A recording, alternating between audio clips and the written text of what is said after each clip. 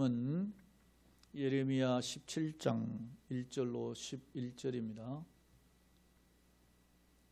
1절로 11절의 말씀을 저와 여러분이 또 우리 가정에서 영상으로 예배하시는 분들이 합독하겠습니다.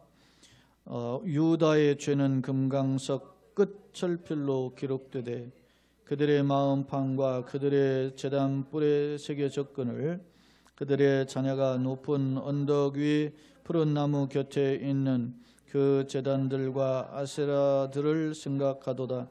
들에 있는 나의 산아, 내 영토의 죄로 말미암아 내가 네 재산과 내 모든 보물과 찬당들로 노력을 당하게 하리니 내가 네게 준 내 기업에서 내 손을 뗄 것이며 또 내가 너로 하여금 너희 알지 못하는 땅에서 내 원수를 섬기게 하리니 이는 너희가 내 노를 맹렬하게 하여 영원히 타는 불을 일으켰음이라. 여호와께서 이와 같이 말씀하시니라. 무릇 사람을 믿으며 육신으로 그의 힘을 삼고 그의 마음이 여호와께서 떠난 그 사람은 저주를 받을 것이라. 그는 사막의 떨기나무 같아서 좋은 일이 오는 것을 보지 못하고 광야 간조한 곳 건전한 땅 사람이 살지 않는 땅에 살리라. 그러나 무릇 여호와를 의지하며 여호와를 의뢰하는 그 사람은 복을 받을 것이라. 그는 물가에 심어진 나무가 그 뿌리를 강변에 뻗치고 더위가 올지라도 두려워하지 아니하며 그 잎이 청청하며 가무는 배도 걱정이 없고 결실이 그치지 아니함 같으리라. 만물보다 거짓되고 심히 부패한 것은 마음이라. 누가 능히 이를 알리오마는 나 여호와는 심장을 살피며 배부를 시험하고 각각 그의 행위와 그의 행실대로 보응하나니 불의로 치부하는 자는 자고새가 낫지 아니한 알을 품을 같아서 그의 중년에 그것이 떠나가겠고 마침내 어리석은 자가 되리라. 아멘.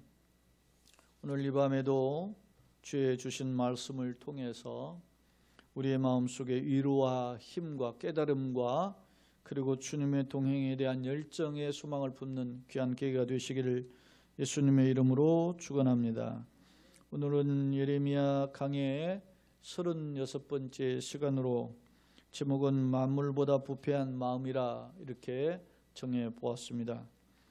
오늘 말씀에도 그 내용이 기록되어 있죠. 9절에 만물보다 거짓되고 심히 부패한 것은 마음이라 이렇게 소개하고 있잖아요.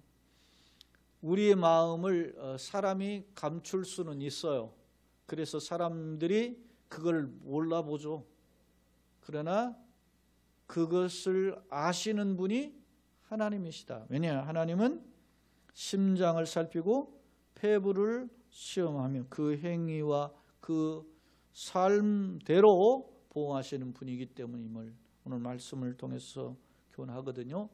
그런데 이제 이 내용이 왜 이렇게 말씀하셨을까 한번 살펴보고자 합니다. 먼저 나눠드린 현장에서는 교재로, 그리고 영상 예배에서 드리시는 분은 제가 드린 유인물의 세 등분으로 나눠서 본문 내용은 생략하고 세 등분의 내용만 30만 읽도록 보여드리도록 하겠습니다.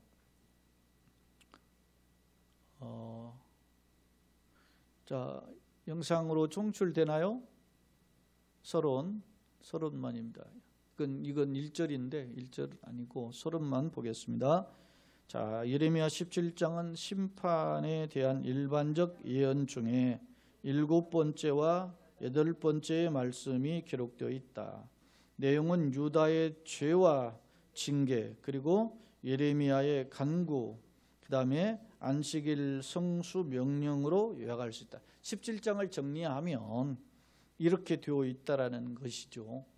그런데 오늘 17장의 내용 중에서 먼저 1절로 11절의 말씀을 살펴보고자 합니다. 1절로 11절의 내용은 그런 내용이죠. 만물보다 부패한 마음, 제목은 정해봤지만 사실은 우상숭배에 빠진 백성을 하나님이 징계하시지만 하나님을 전폭적으로 의지해야 하는 사람은 하나님께서 복을 주시겠다. 그러니까 사람이 아무리 하나님께 자기 마음을 숨겨도 피할 수가 없다. 그것을 보여주거든요. 자, 이제 성경을 직접 보면서 한 절씩 거론해 보도록 하겠습니다. 먼저 17장 1절 유다의 죄는 금강석 끝 철필로 기록되되 그들의 마음판과 그들의 제단뿔에 새겨졌거늘. 그랬어요. 유다의 죄가 새겨졌는데 어디에 새겨졌냐면 금강석, 금강석이 다이아몬드죠. 다이아몬드 끝에 이제 철필로 이렇게 기록을 했는데 어디에 새기냐면 예전에 그 돌에 새긴단 말입니다. 이게 돌에 그 정으로 끈을 통해서 그 내부를 글씨를 파잖아요. 그렇게 새기면 그 글씨가 지워지지 않는 거예요. 그렇게 새겨지게 하되 여기 보면 그들의 마음판과 그렇게 했어요. 이 그들의 마음판이면 뭡니까? 자기의 죄가 무엇인가를 스스로 안다는 거예요. 우리가 물론 죄의 모습을 크게 세 가지가 있어요. 알고 지은 죄가 있고 모르고 지은 죄가 있고 이제 부지 중에 지은 죄라고 할 수 있죠. 그런데 알면서 이게 알듯 말듯 이게 죄인가 뭔지 모르고 분별하지 못해서 지은 죄 이런 것들이 있어요. 나중에 죄로 드러나서.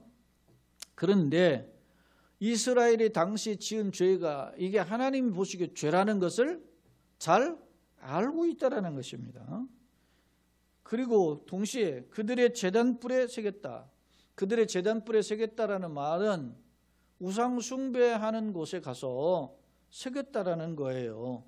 그 희생 제사를 드리는 가장 중요한 장소가 소위 제단뿔 아닙니까? 구약에서 보면 우리가 부지 중에 살인을 한 사람들이 도피해서 살 수 있도록 한 곳이 있어요. 그게 도피성 제도잖아요. 근데 도피성에 들어가면 어디 가요? 성전의 제단뿔을 잡잖아요. 그 제단뿔이면 하나님과 교통하는 곳이라 말입니다. 그곳에 새긴단 말입니다. 어디 제단뿔에 새겼어요? 우상 제단뿔에 가서 새긴 거예요. 죄악들이. 우상 숭배. 그러니까 숨길 수 없는 죄다. 네 양심이 알고 있고 너희의 행위가 행위를 통해서 알 수 있다. 뭐가? 유다의 죄가. 무슨 죄? 우상 숭배의 죄에 대해서요.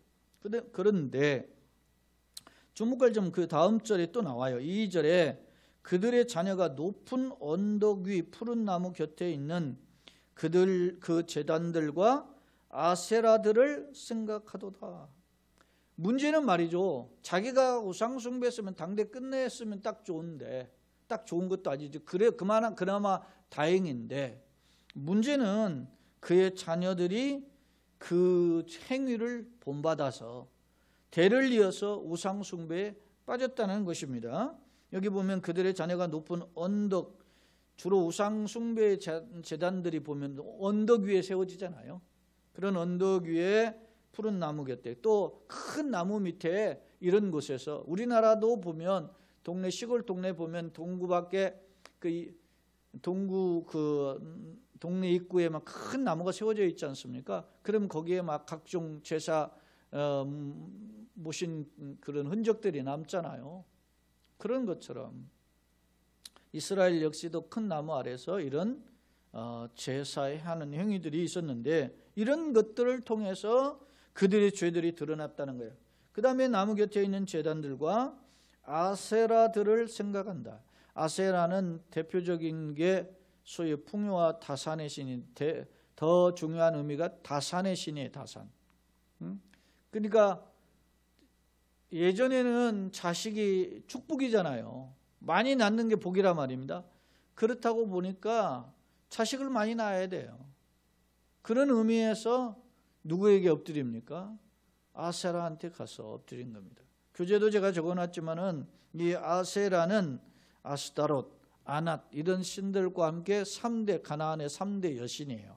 그래서 이 소위 말하면 아이를 많이 낳게 해달라고 하는 우리 삼신 할머니한테 찾아가 가지고 하듯이 오죽하면 요즘도 TV 방송에 보니까 어느 무슨 연예인 부부가 말이죠.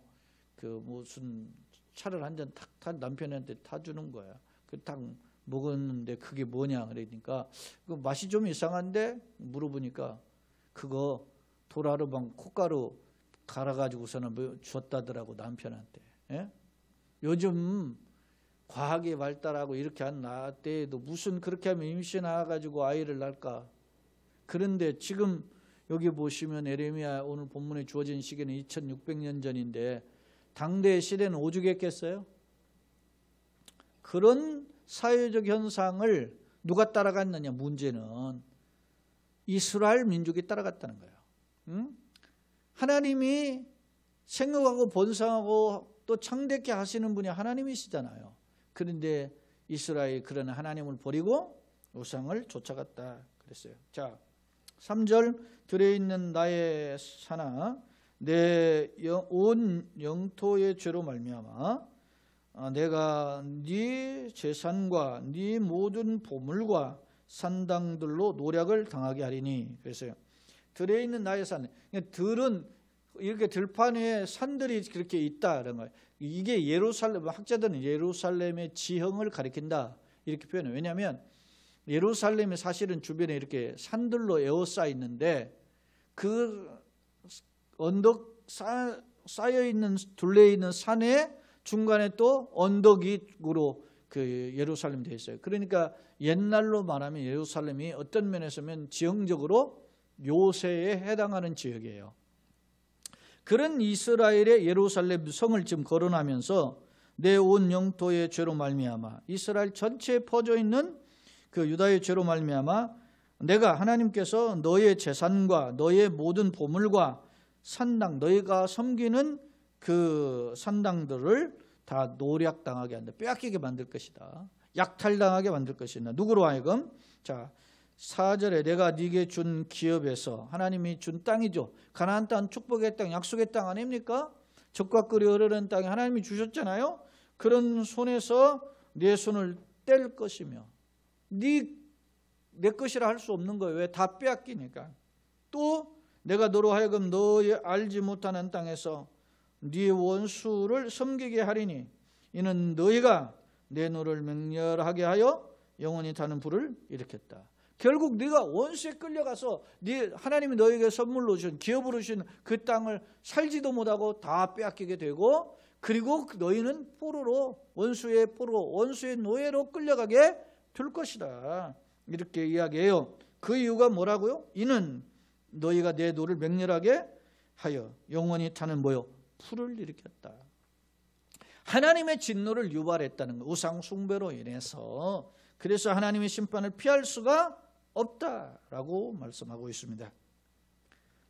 그 다음에 이제 5절 또 다른 단락인데요. 자, 여호와께서 또 말씀하셔요. 뭐라고 말씀하시느냐면 무릇 사람을 믿으며 여기에 주목할 단어가 있는데 여기 첫 번째 사람이라는 단어가 하나 있고 그 다음 두 번째 육신도 사람을 가리키는 단어예요. 제가 이제 교재에는 적어놨는데 그걸 읽고 한번 설명해 드릴게요.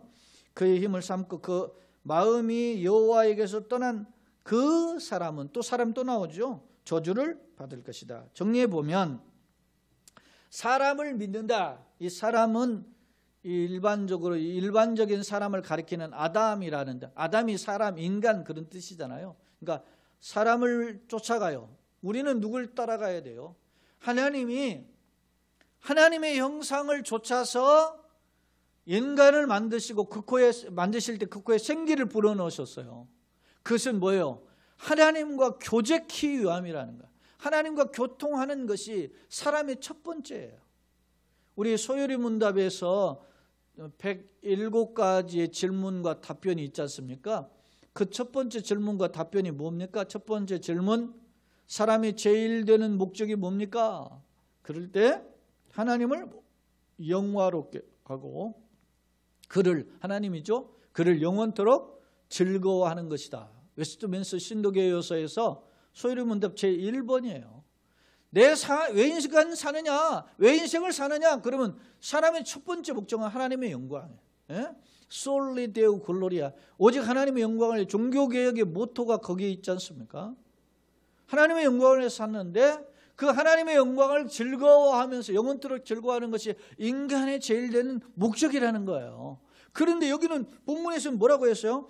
무릇 사람을 뭐요? 믿으며, 사람 의지하죠. 그 다음에 육신이라고 표현되는, 첫 번째 사람은 아담인데 두 번째 육신으로 표현되어 있는 이 바사르라고 하는 단어는 연약한 인간이에요. 쓸모없는, 다시 말하면 결국에는 없어질, 사라질, 아무런 기력이 없는 존재라는 거예요.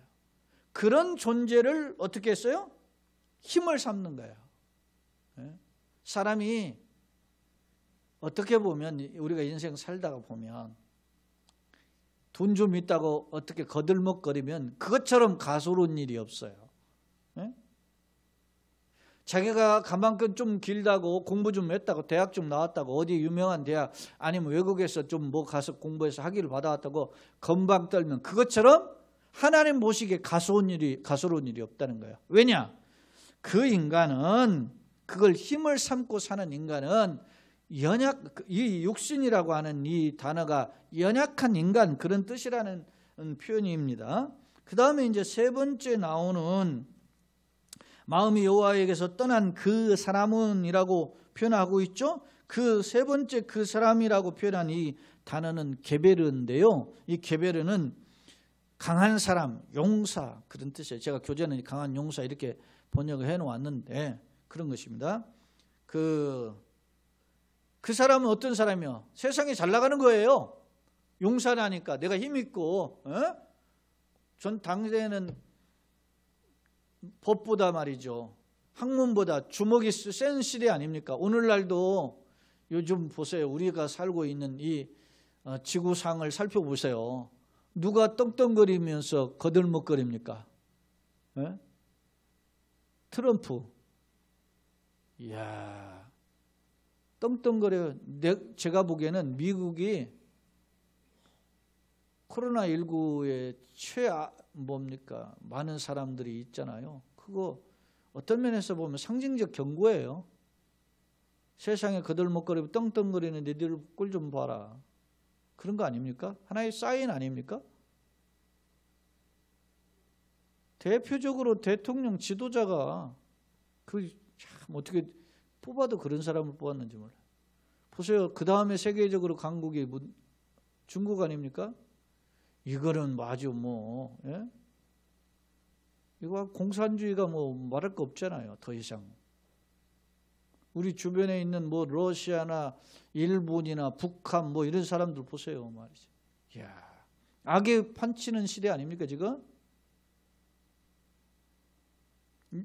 그게 강한 용사란 말입니다. 이게 오늘 본문에 말씀드리는 게베르라고 하는 이 단어가. 그런 용사는 결국 뭐한다? 저주를 받는다. 왜? 그 종심에 하나님이 없이 세상 것만 있다는 거예요. 자기 인간적 힘만 있다는 거예요. 남보다 도토리 기적이죠. 하나님 보시기에. 어찌 보면 63빌딩에 올라가가지고 아래에 지나가는 사람들 내려다 보니까 2m 장신이나 1m 50이나 그 사람 같이 보이잖아요. 저 사람 키가 크다. 저 사람 키가 작네. 이 63빌딩 옥상에서 보면 보이냐고요. 비행기를 타고 가다 보면 보이냐고요. 저 사람은 아이고 저 사람은 거인이네. 보입니까? 하나님 보시기에는 도끼인 객긴이에요. 도토리 기적이라는 거예요.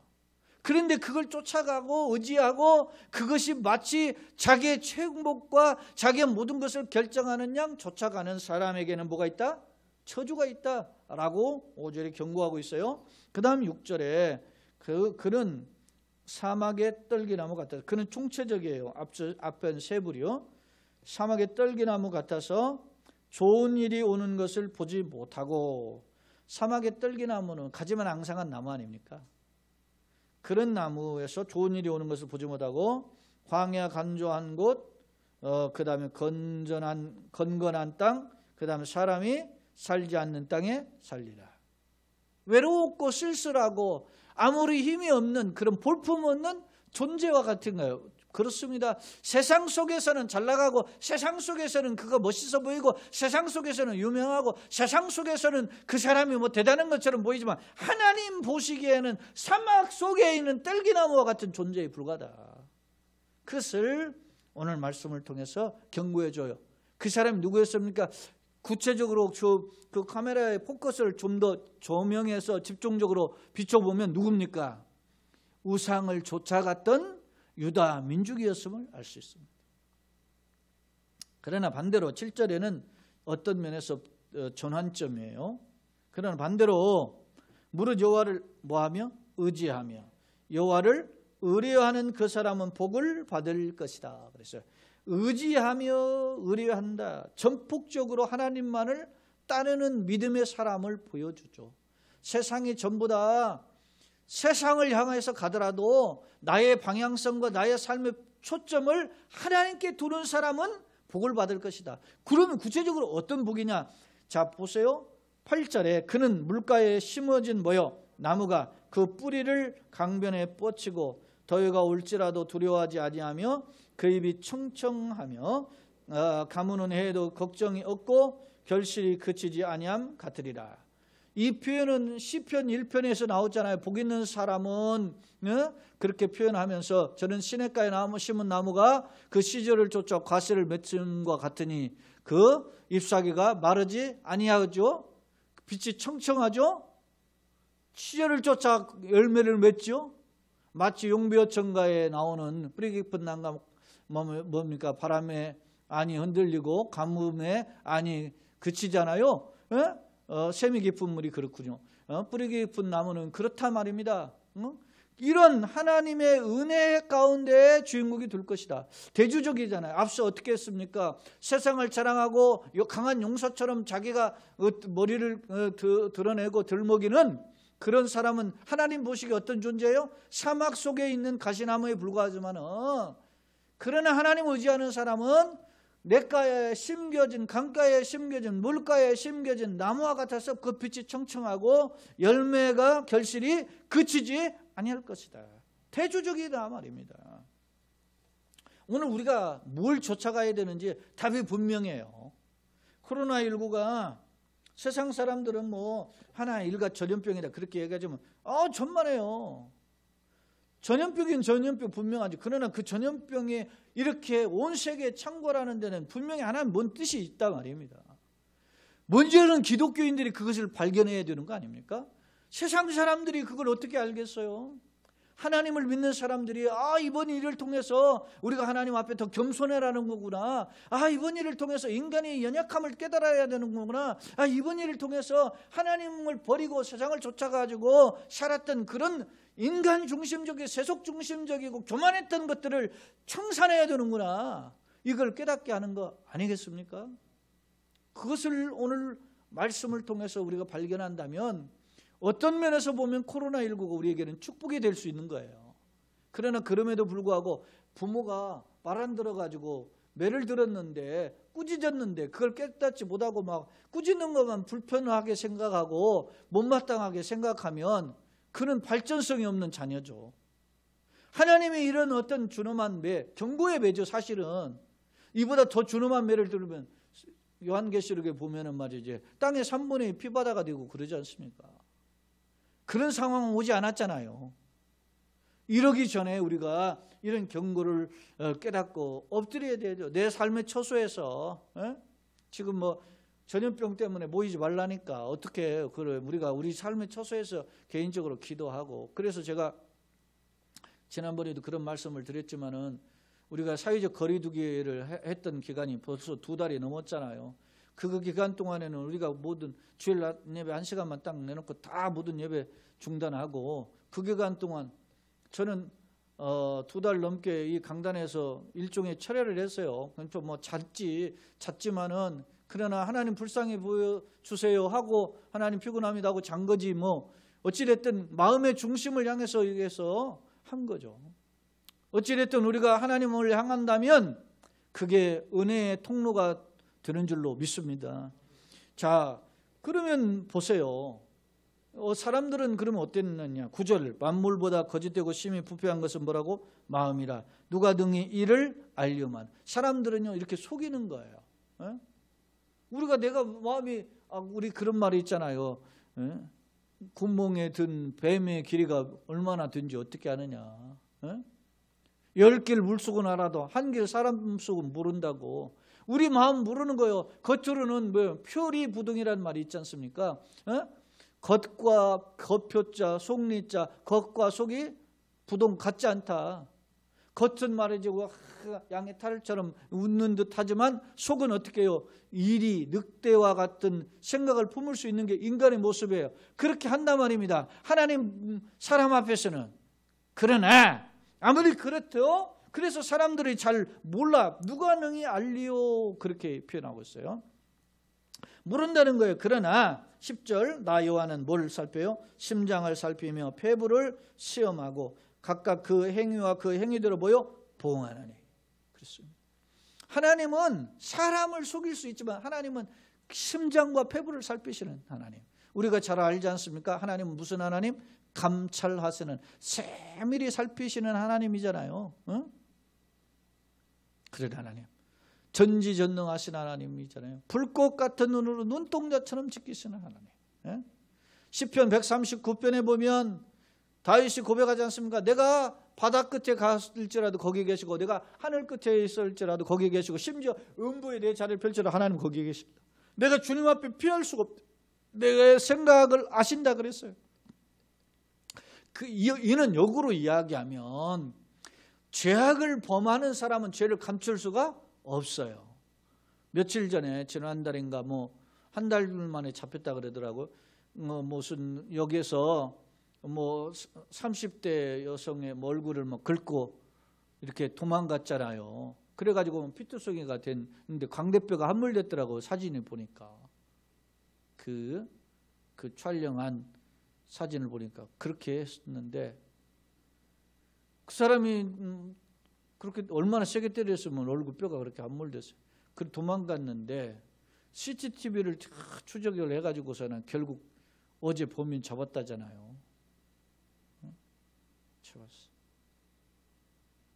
그런데 과학이 발달해서 그렇지만 하나님은 다 아시죠. 우리가 무슨 생각을 품은 것까지도 아신다니까.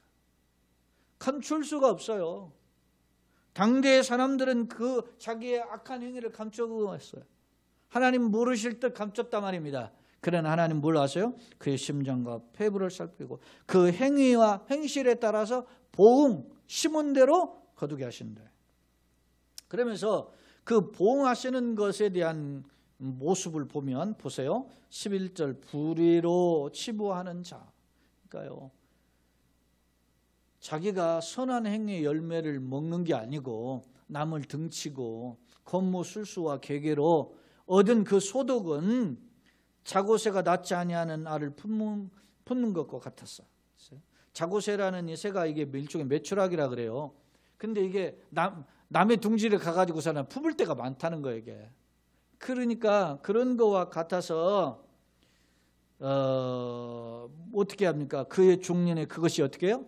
떠나겠고. 자기 새가 아니니까 자기 새끼가 아닌가 다 떠나가는 거예요.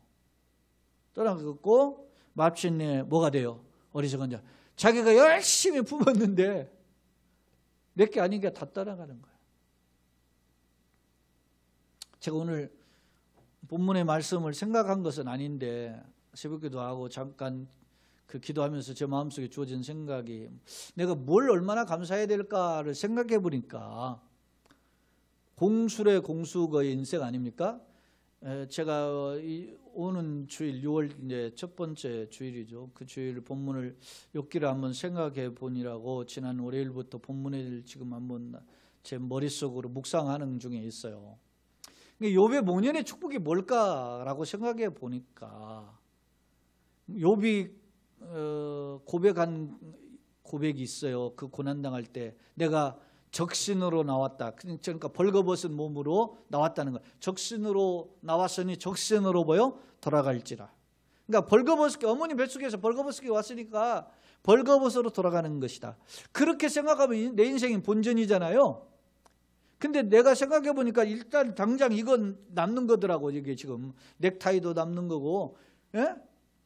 그렇지 않습니까? 벌거벗은 내 신세인데 눈으로 보이는 것만 당장 봐도. 그런데 내가 세상에 많은 것을 먹고 마시고 누렸고 또 많은 것의 학문 지식을 또 배우는 그런 과정을 겪었고 세상에 또 이런 것을 또 다녀보는 것도 있고 이게 다 축복이더라고. 보이는 것만 봐도. 그런데 그 어떤 것이 더 축복일까 생각해 보니까 욥의 기준을 보니까 그랬더라는 거예요. 욥의 기준이 뭐예요? 내가 귀로만 듣던 하나님 이제는 얼굴로 눈으로 뵙는단 말입니다. 사랑하는 여러분, 내가 품은 것이 자고새가 마치 남의 알을 품었다가 그것이 결국 다 떠나버리는 현상과 같은 것처럼 내가 말이지 지금 수천만 수백만 원 아니면 수억 수십억 수백억을 가졌다 할지라도 어느 한순간 다 떠나가는 거예요. 예? 그리고 주님 앞에 설 때는 수위에는 아무 빈주머니지 않습니까? 빈손 들고 와서 빈손으로 가는 주 앞에 결산하는 시점에 있을 때 보면 주님이 뭐라고 하시겠어요? 네가 돈이 많고 적음에 따라서 주님은 평가하지 않으시고 그의 학문에 얼마나 가방끈이죠. 그 네가 학위가 몇 개 있느냐, 박사냐 아니냐 이런 걸 가지고 따지지 않으시고 주님이 말씀하시지 않습니까? 지극히 작은 자에게 한 것이 곧 내게 한 것이다. 내가 굶주렸을 때 내 먹을 걸 줬고 헐벗었을 때 내 입을 걸 줬다. 뭐 주님 우리가 언제 그랬습니까? 네가 지극히 작은 자에 한 것이고 내가 한 것이다. 이렇게 주님의 평가가 있지 않습니까? 오늘 말씀의 거울 앞에 우리가 서 있습니다. 내가 이런 상황 속에서 어떻게 살아야 되느냐?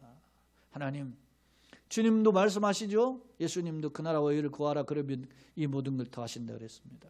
내가 세상을 쫓아가던 그런 생각과 그런 삶의 방향성의 그 초점을 이제 예수님께 향하고 예수님께 고정하고 먼저 주님의 나라를 찾고 주님께 구함으로 때를 따라 돕는 은혜를 주시는 하나님 은혜를 덧입는 자 되게 하여 주옵소서. 그렇습니다. 광야와 같은 험한 세상 속인데 우리 인생을 광야 같은 인생이라 하잖아요. 근데 이스라엘 광야 40년의 인생을 살펴보면 손발이 부르트지 않고 의복이 닳지 않았다는 거예요. 헐지 않았어요. 그게 하나님의 은혜예요.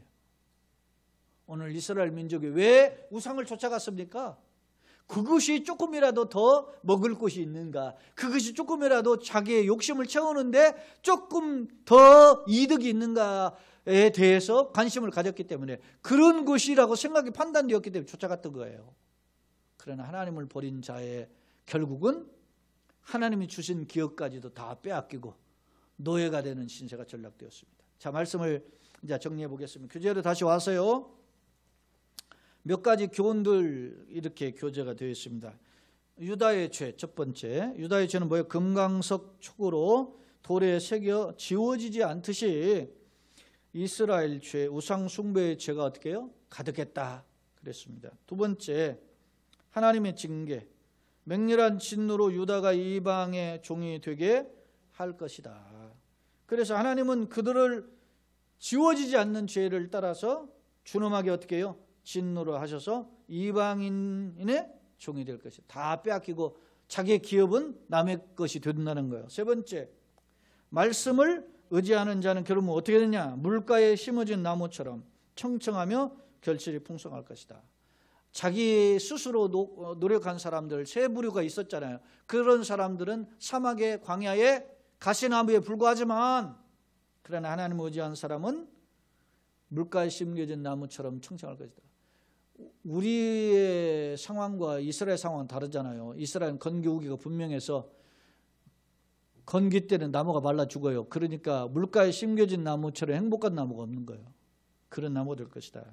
마지막 네 번째, 부패한 마음과 하나님의 보응. 자, 사람은 타인의 마음을 알지 못하지만은 하나님은 어떻게 해요? 심장을 살피시며 보응하신다. 특히 불의로 살찌운 자는 결국 다 사라지게 될 것이다. 결론입니다. 본문은 두 가지의 길을 대조적으로 보여주고 있다. 예컨대 유다의 죄를 구체적으로 거론하며 준엄한 하나님의 징계를 피할 수 없음을 선포한다. 반면에 말씀을 의지하는 자는 강변에 뿌리를 뻗친 나무처럼 청청할 것임을 약속한다. 주목할 점, 아무리 죄를 숨기려 해도 하나님은 마음을 살피시는 분이기에 숨길 수 없으며 그에 따른 심판 역시 피할 수 없음을 교훈한다는 점이다. 그러니까 하나님은 앞에서는 어느 누구도 숨길 수가 없어요. 그렇다면 우리의 질문입니다. 나는 어떤 길을 쫓아가고 있는가? 나는 어떤 길을 걷고 싶어하고 있고 또 걷고 있는가?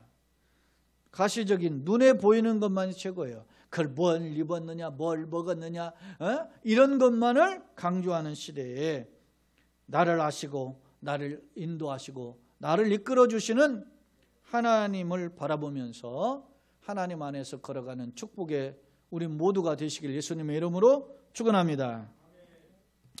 기도드리겠습니다.